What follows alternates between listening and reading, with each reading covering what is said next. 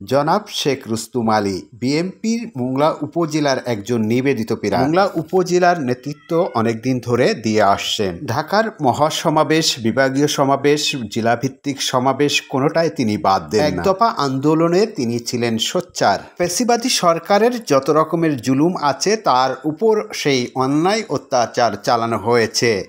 মাসকে মাস তার জেলখানায় থাকতে হয়েছে। আওয়ামী লীগ সরকারের নির্যাতনের ভয়ে তার বাড়িতে অনেক প্রোগ্রাম করতে হয়েছে নেতাকর্মীদের নিয়ে। তিনি তার অনেক প্রোগ্রামের মাধ্যমে বিএনপিকে বারবার জানান দিয়েছেন তার বাড়িতে হলেও। ফ্যাসিবাদী সরকারের হাত থেকে রেহাই পাওয়ার জন্য তার সবগুলো প্রোগ্রামে তিনি অ্যাটেন্ড করেছেন। নেতাকর্মীদের নিয়ে সব সময় তিনি থাকতেন সোচ্চার। ফ্যাসিবাদী সরকারের 16 বছর নির্যাতন সহিত হয়েছে তার। বারবার তার জেলে বন্দী হতে হয়েছে। জেলখানার থেকে আসার পরেতে শারীরিকভাবে ভীষণ অসুস্থ। তার পরিবারের শিশু বাচ্চারাও ঠিকমতো ঘুমাইতে পারেনি পুলিশের আতঙ্কে। কখন পুলিশ এসে দরজা ধাক্কাবে, দরজার পরে হুমকি দিয়ে বলবে দরজা খোলো, কোথায় আছে শেখ রুস্তুম আলী। কখনো তিনি অন্যায় অত্যাচারের ধরে কাছেও যেত না। পেশায় তিনি একজন সাবেক ফুটবলার। সেই সৌভাগ্যে বিএনপির রাজনীতিতে তার আসা।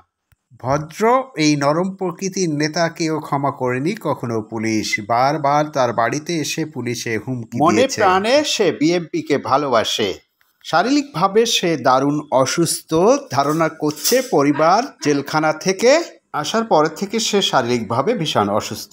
তারই ছোট ভাই মোহাম্মদ শাহ আলম জিয়া স্মৃতি সংসদের নেতৃত্ব দিয়ে আসছেন বহুদিন ধরে মোংলা উপজেলায়। জনাব শেখ রুস্তুম আলীর পরিবার দেশবাসীর কাছে দোয়া চেয়েছেন। শারীরিকভাবে সে দারুণ অসুস্থ। সবসময় মানুষের কাছে থাকতে সে পছন্দ করে এবং দলকে সংগঠিত করতে নেতাকর্মীদের সাথে সবসময় মিলিত থাকে।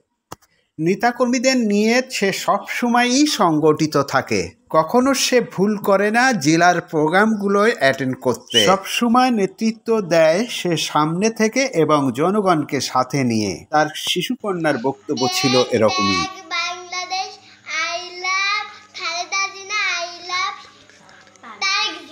থানা এবং জেলা এবং সাধারণ মানুষের সাথে তার সবসময় একটি সুসম্পর্ক রয়েছে।